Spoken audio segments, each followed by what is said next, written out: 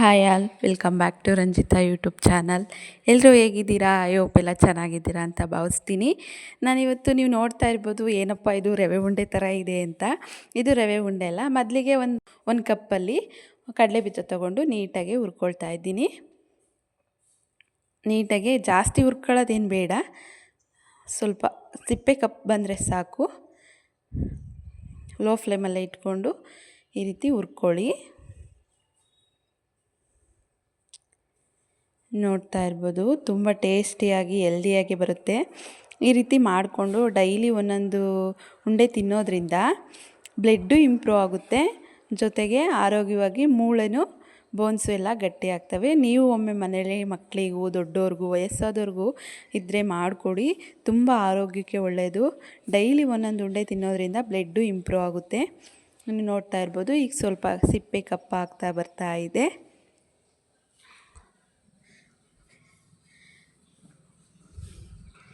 ಈ ರೀತಿ ಈಗ ನೋಡ್ತಾ ಇರ್ಬೋದು, ಹಿಂಗೆ ಬೆಳ್ಳಲ್ಲಂದರೆ ಸಿಪ್ಪೆ ಹೊಡಿಬೇಕು. ಇಷ್ಟ ಆದರೆ ಸಾಕು. ಈಗ ನಾನು ಸ್ಟವ್ ಆಫ್ ಮಾಡಿಕೊಂಡು ಕೆಳಗಡೆ ಇಳಿಸ್ಕೊಳ್ತಾ ಇದ್ದೀನಿ. ಇದನ್ನು ಒಂದು ಕಾಲು ಗಂಟೆ ಇಲ್ಲ ಅದು ಆರೋವರೆಗೂ ಒಂದು 10 ನಿಮಿಷ ಫ್ಯಾನ್ ಹಾಕಿದ್ರೆ ಬೇಗ ಆರುತ್ತೆ. ಒಂದು 10 ನಿಮಿಷ ಕಾಲು ಗಂಟೆ ಇದನ್ನು ನೀಟಾಗಿ ಚೆನ್ನಾಗಿ ತಣ್ಣಗಾಗಬೇಕು. ಅಲ್ಲಿವರೆಗೂ ನಾವು ಒಂದು ತಟ್ಟೆಲಿ ಹಾಕಿ ನಾನು ಆರಿಸ್ತಾ ಇದ್ದೀನಿ.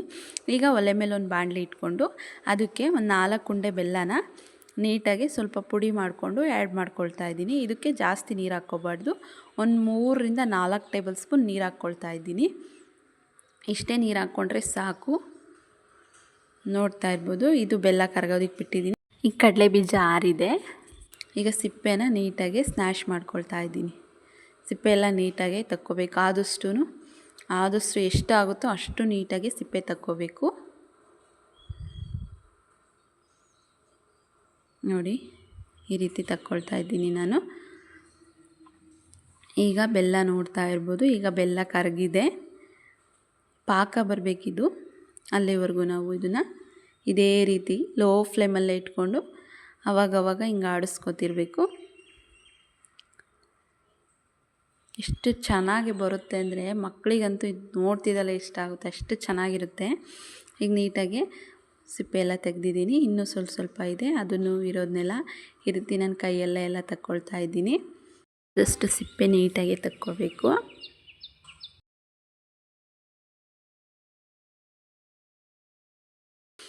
ಈಗ ನೋಡ್ತಾ ಇರ್ಬೋದು, ಬೆಲ್ಲ ಇನ್ನೇನು ಪಾಕ ರೆಡಿ ಆಗಿದೆ. ಇನ್ನೊಂದು 2 ನಿಮಿಷ ಬಿಟ್ಟರೆ ನೀವು ನೋಡ್ತಾ ಇರ್ಬೋದು, ಫುಲ್ಲು ಎಲ್ಲ ಪಾಕ ಥರ ರೆಡಿ ಆಗಿದೆ.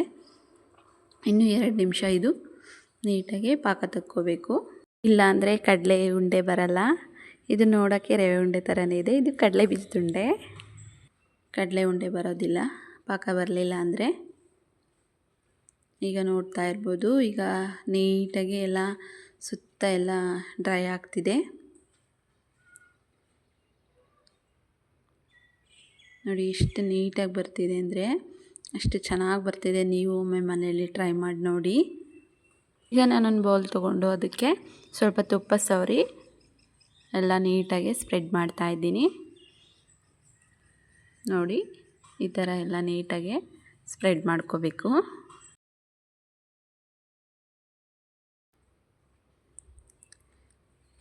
ಈಗ ಇದು ಪಾಕ ರೆಡಿ ಆಗಿದೆ. ನೀವು ನೋಡ್ತಾ ಇರ್ಬೋದು, ಆವಾಗಲೇ ಹೆಂಗಿತ್ತು ಇವಾಗ ಹೆಂಗಿದೆ ತಿಕ್ನೆಸ್ಸು ಅಂತ.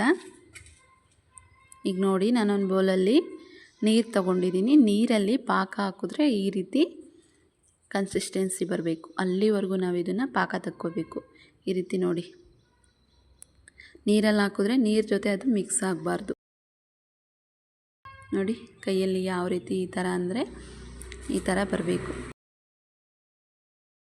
ಆ ರೀತಿ ಪಾಕ ತಕ್ಕೊಂಡು ಈಗ ನಾನು ಹುರಿದಿಟ್ಟಿರೋ ಕಡಲೆ ಬೀಜ ಸಿಪ್ಪೆ ತೆಗೆದಿದ್ದೀನಲ್ಲ, ಆ ಕಡಲೆ ಬೀಜನ ಆ್ಯಡ್ ಮಾಡ್ಕೊಳ್ತಾ ಇದ್ದೀನಿ.